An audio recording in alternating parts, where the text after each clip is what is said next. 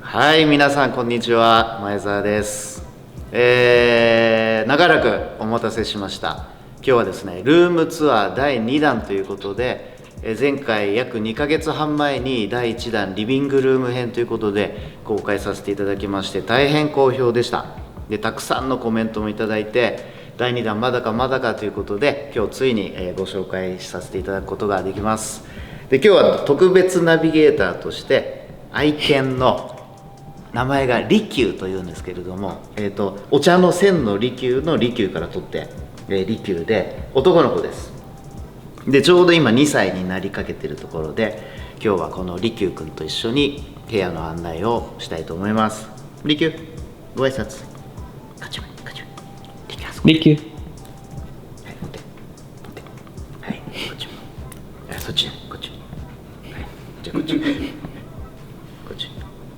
いや、オッケーオッケー、はい。賢い賢い。で、今日は、タイトルの通りいろんな場所をちょっとね案内したいと思いますので、最後まで今日もお楽しみください。リーキューそっちかね。こちら前回はアルバート・オーレンっていう、作家さんの作品がかかってましたけれども、最近掛け替えてこれはジョアン・ミッチェルっていう女性作家の作品です。まあ見ていただければ分かる通り、抽象表現作家さんで、これ58年の作品ですね、こんな感じで時々アートを掛け替えたりしてますので、また要所要所で紹介していきたいと思います。はい。で、今日ご案内するのはこのリビングルームからちょっと廊下を歩いていただいた先にある、いろんなところを見せていきたいと思うんですけれども、こちらどうぞ。前回リビング編でちょこちょここれ映って、あれ本当の人ですかみたいなコメントも結構見かけたんですが、こちらもちろんアート作品で、これはデュアン・ハンソンっていう作家さんの作品で、こういう彫刻作品、しかもかなりリアルな彫刻を作ることで有名な作家さんのものです。1990年の頃の作品で、タイトルの警備員っていうタイトルなんだけど、靴とかでこう見てもらうとかなりリアルで、少しわざとこう汚してたりとかで、これがシャラ・ヒューズさんっていう、これも女性作家の作品で、今40代前半ぐらいかな。で、まだ若手作家ですね。アメリカの作家さん、こういう結構なんていうかな、植物とか風景とか結構おどろおどろしい色使いで、ちょっとホックニーとかからもね影響を受けてるのかなっていう感じを受ける作家さんです。はい、続いてこれも女性作家。これがね、イギリスのルイーズ・ジョバネリっていう、ルイーズ・ジョバネッリかな、日本語で読むとしたら、イギリスの結構若手だと30代の作家さんで、大きいですね。この人も今後多分すごく注目される作家になると思うので、よろしければ皆さん。で、突き当たりにこれあるのが、これも結構 2m30、40とか大きい絵なんですが、ジョナス・ウッド、ロサンゼルスで活動する今47歳ぐらいですかね、ジョナス・ウッドの作品で4年前ぐらいかなに買いましたけどね。ジョナス・ウッドはかなり世界的にも有名で活躍しているアーティストの一人です。で、多分ジョナス・ウッドの俺は世界的コレクターの一人って言ってもいいぐらい、僕昔から応援してて、結構な量の作品を持ってるんで、将来的にはなんか日本でジョナス・ウッド展とかをやって、たくさんの作品を皆さんにも見てもらえるといいなって思ってます。いいですね。はい、ということで続けてこちらへどうぞ。段差がここありますんで気をつけて。後で紹介しますが、こっちにプールがまずあります。あとここにもさっきのジョナスと別作品、これ結構新しめで、日本の盆栽をイメージして描いた作品だそうです。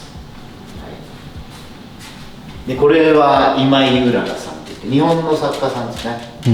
こういうクマとかなんか可愛らしいのを描く有名な作家さんで、結構今海外でも注目されている日本人作家さんです。これはアレクサンダー・ノールっていうフランスの彫刻家こういう木を大胆に使った丸みを帯びた作品の多い作家さんで、こういう家具っぽいのもあれば彫刻っぽいのもあったりして結構気に入ってます。ここにもジョナスウッドがあって、これはかなり初期の作品で2000年とか2001年とかぐらいかな、だいぶ初めの方の作品、まだジョナスが20代だった頃のね作品ですね。これはトム・ウェッセルマン、アンディ・ウォーホルとかロイ・リキテンシュタインとかと同じ時代を生きたポップアーティストって呼ばれる人で、これは74年だから俺75年生まれだからもう50年前ぐらいのね作品ですね、でこれはシャルロット・ペリアの、あとジャンドゥエかな、シャルロット・ペリアとジャンドゥエのコラボかな、これは。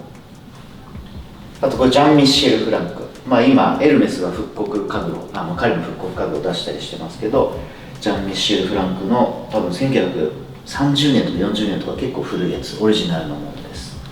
はい、どうぞ。で、今日最初に紹介したい部屋がこちらですね。はい、ジムですね。はい。以前ちょっとだけ紹介させてもらったので、ここは今日軽めにしますが、今日はここのジムでいつもトレーニングするときに来てもらっているトレーナーの新井さんに来てもらってます。新井さん、どうぞ。はい。よろしくお願いします。よろしくお願いします。またですね。今日ライザップの制服着てくださってますけど、よろしくお願いします。じゃあ着替えてきます。はい、ということでトレーニングウェアに早速着替えてきました。じゃあ新井さんよろしくお願いします。よろしくお願いします。お願いします。ちょっと巻き目で。はい、わかりました。はい、お願いします。有酸素から。はい。このバイクを毎日やってるって噂聞いたんですけど。毎日やってますよ。もちろん。週5から6はほぼ毎日。出張がない日以外はほぼ毎日やってて、で必ず毎朝30分はこのバイクを漕いでます。つってもそんな重たいやつじゃないから、200-300キロカロリー消費して距離だと12-13キロ走るみたいな、そんなことをやってます。でもすごいですね。今日はちょっと短縮バージョンで。はい。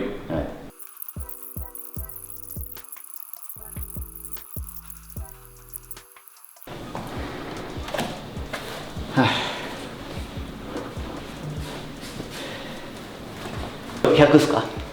そうですね。ちょうど100キロ。よいしょ。していきたいと思います。いきましょう。せーの。そこから1。ナイスです。いやー、いいですね。やっぱ100は結構くるね。100はくる。少し前とします。そうです。2、3。膝は？膝は曲げのままでします。曲げたままでいきます。手だけ連動させる感じでぐるっとちょっと地面系に。そうそうそう。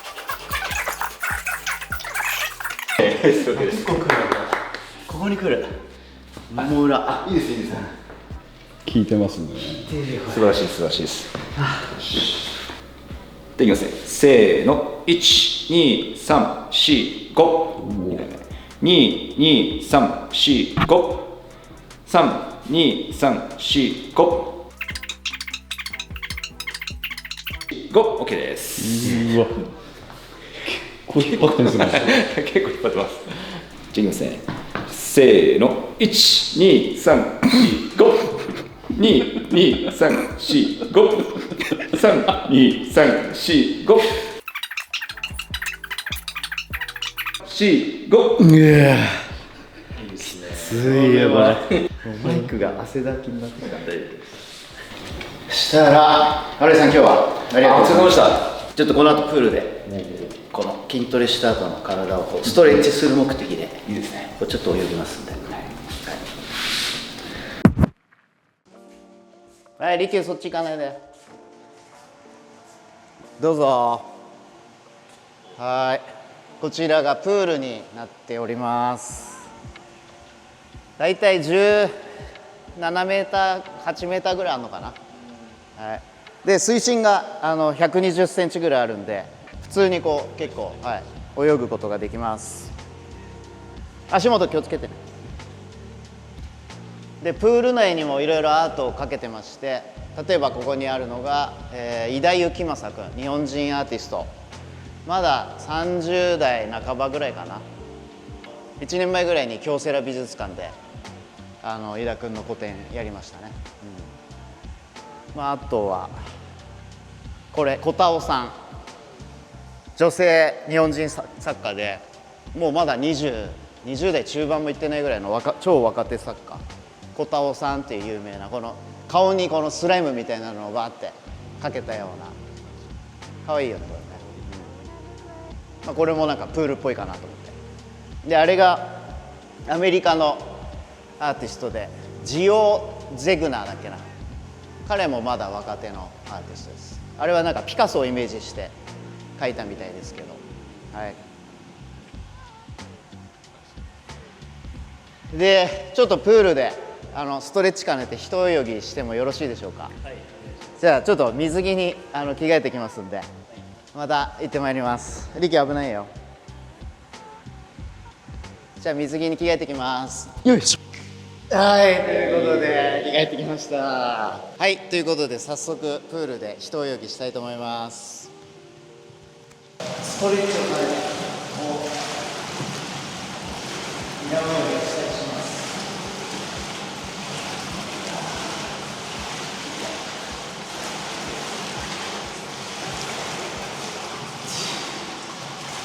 利休が入りたそうですね。入ってくるんだよ、たまに。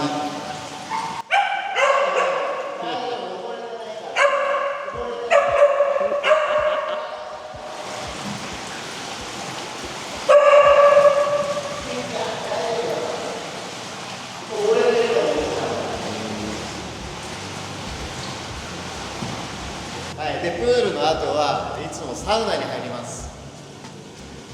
OK、 じゃあサウナもご案内します。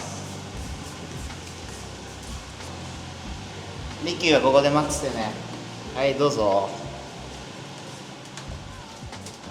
暑いよ、リアルサウナだから。リアルサウナだからね。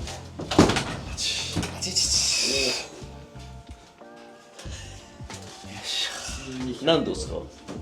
多分100とかあるよ。8。あ、本当だ。100は結構熱い方ですね。ちょっとロウリュしていい？はい。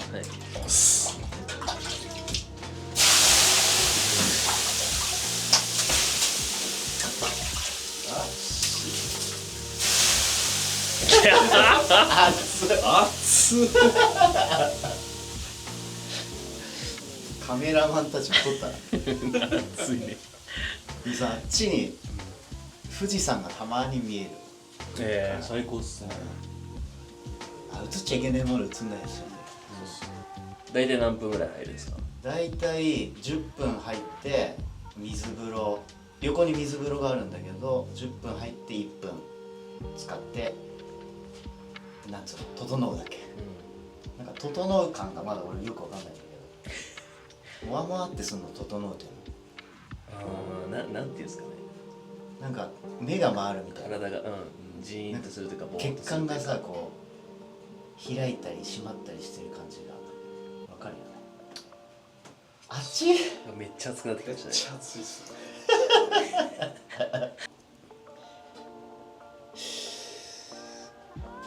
結構広いよね。いや、いいっすね。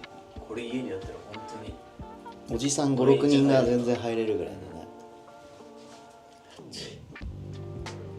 で水風呂が12度とか13度とかで、サウナより水風呂の方がなんつうのかな、設備にすごいお金がかかったらしい。熱くするより冷たい水を常時張ってる方が結構大変みたいな。そうですね。だからジムやるじゃん。プールでストレッチしながら泳いで、サウナ入ってで水風呂入ってを繰り返して、でこの後またさらにお楽しみがあるんで、また後でお見せします。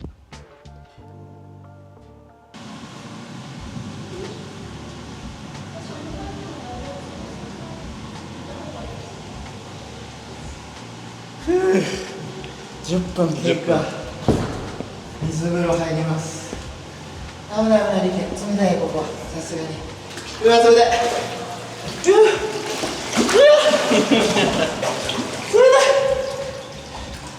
い。やばい。ちなみに今日は海パン履いてるけど、これがいつもはフルチンだから。そうですよね、家だからフルチンでいいです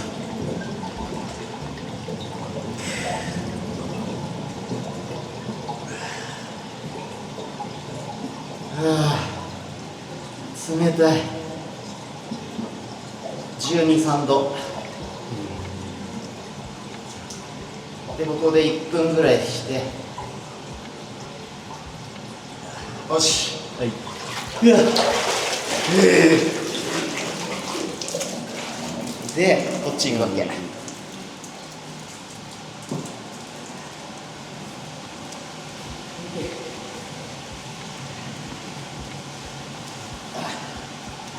ここでさ、整う。ああ、いいっすね。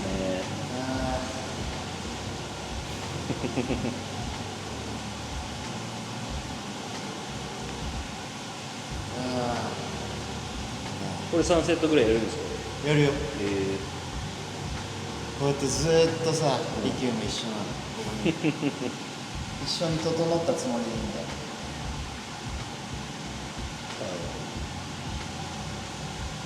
だよ。よーし、じゃあ次のコーナー行きますか。はい。じゃあこちらどうぞ。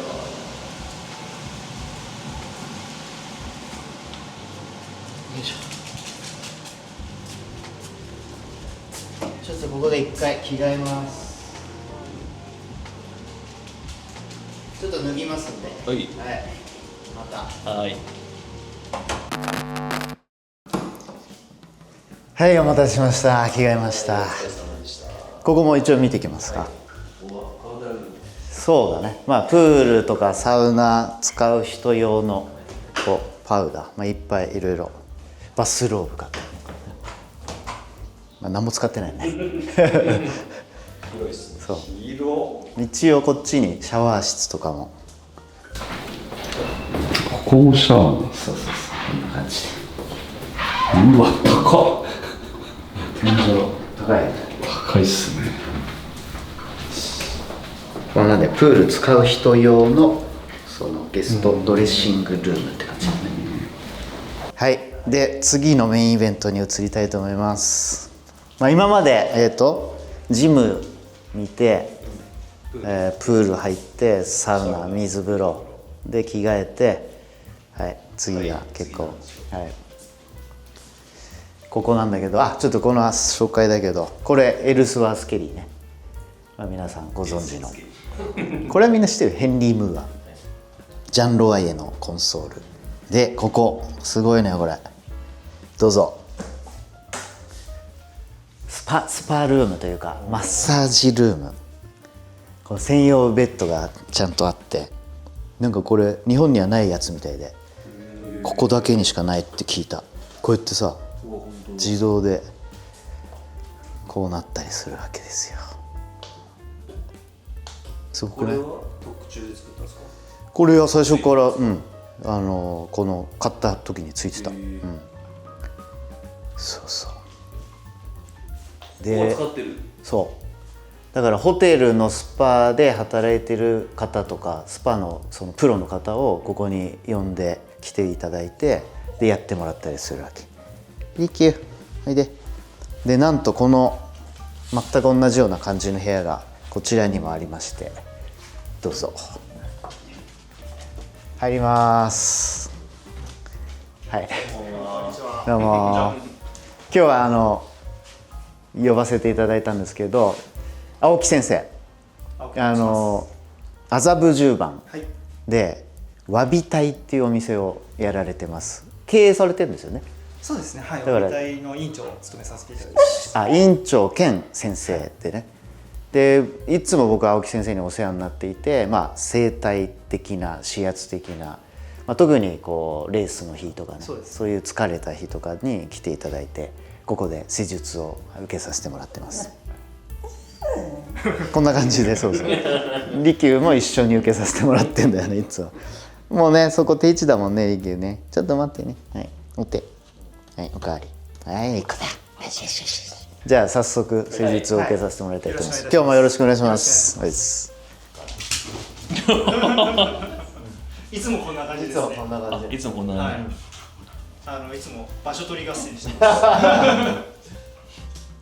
す。収まった。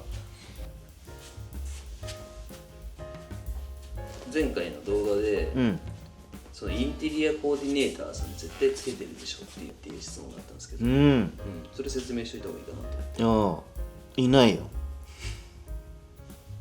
いないですよね、全部ご自身で。どの壁にどの絵をかけて、どこにどんなテーブルや椅子を置いてとか、全部自分で決めてます。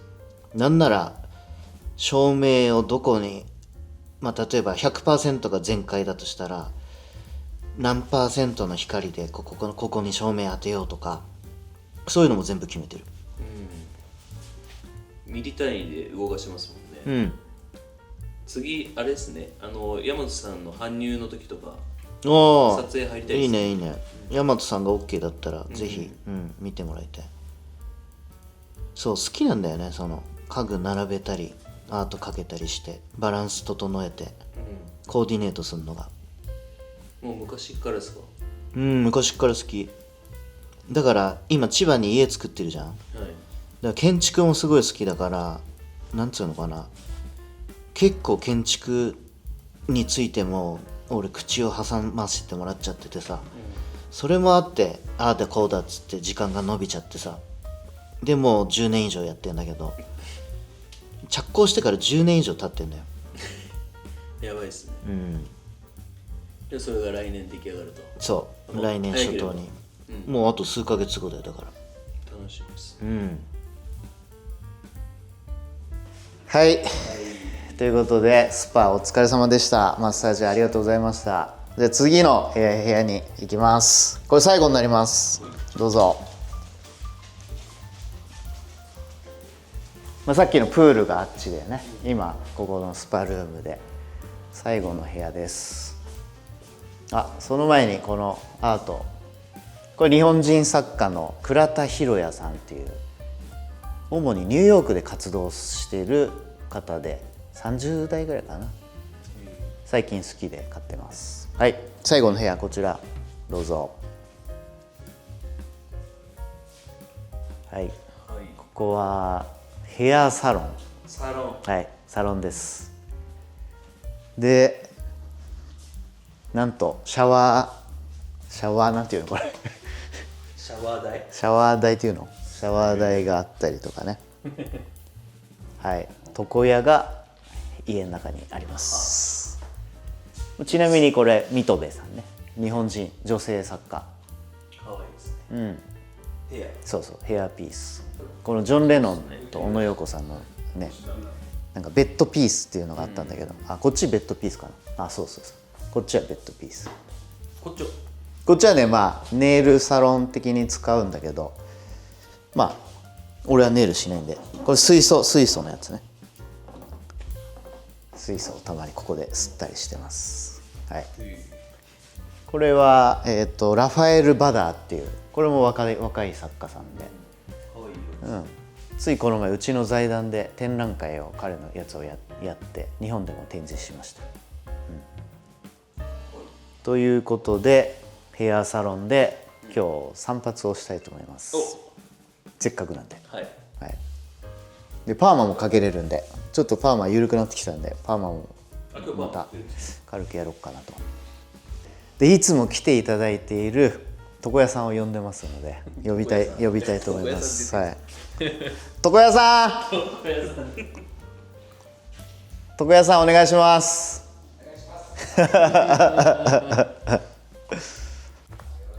どうもお願いします。床屋さんです。床屋の山本さん。お願いします。ちょっと準備します。はい、お願いします。じゃあここに引っ越してきてから山本さんにもう来てもらってるんですね。そう、もう何回目ですかね。6回目？ 6 回ぐらいですよね。でもそうですね、多分月1ペースぐらいですかね。1月末ぐらいにこっち来たから、そうですね、2月から23456、もうちょい来てるかな。いつもお願いしているブロックというお店の山本さんです、BLOC 渋谷にあるブロック、20年ぐらいお世話になってます。20年は言い過ぎたか、15年ぐらい。でもそうですね。前回のリビングとうん今回を合わせて全体の何パーぐらいですか？リビングと今回でちょうど半分ぐらい。半分ぐらい。あ、けどほら駐車場とかエレベーターホールとかエントランスとかも入れると3分の 1？今3分の1。4割ぐらいかな。5分の2。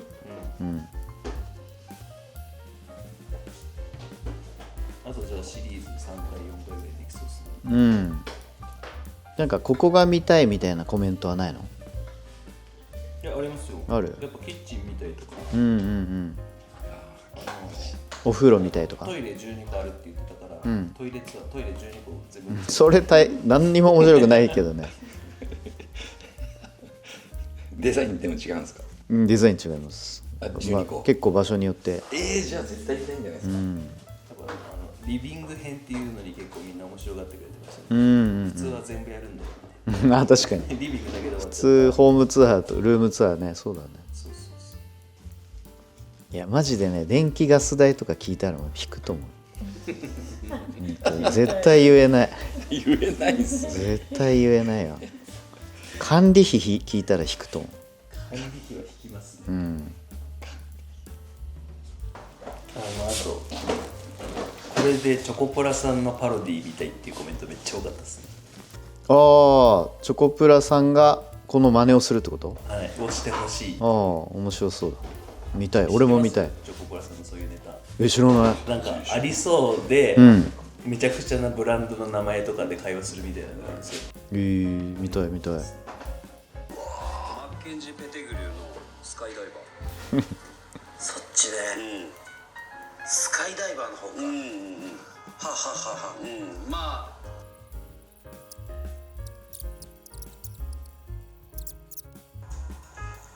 ナームじゃん。そう、ナームの行ったハミルトンバスナームのハミルトンバスモデル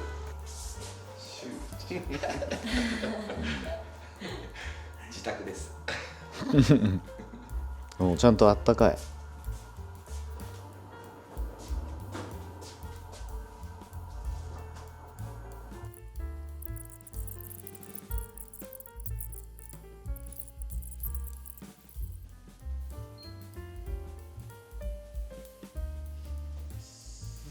お疲れ様です。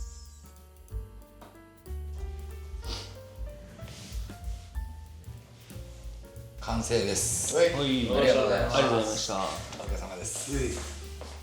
うわ、すごい。お疲れ様でした。はい、お疲れ様でした。ということでルームツアーシリーズ第2弾は、ジム、プール、サウナ、水風呂、スパ、そして最後美容サロンということで盛りだくさんでお送りしました。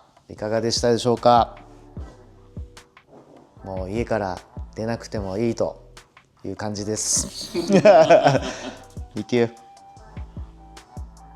はい、ということで、ルームツアー引き続きやっていきますが、シリーズ第3弾、ごめんなさい、シリーズ1のリビングとシリーズ2の今日で、全体の、4割ぐらい、4割から5割ぐらいをまだ紹介したに過ぎません。ということで残りの5割から6割もシリーズ第3弾4弾と続けてやっていきたいと思いますので、引き続きよろしくお願いします。リキュー、なんかある？リキューもう疲れてますね。疲れてんね。ずっと一緒だったもんね。じゃあリキュー最後にゲーム見せようか。お手リキューお手、兄ちゃんお手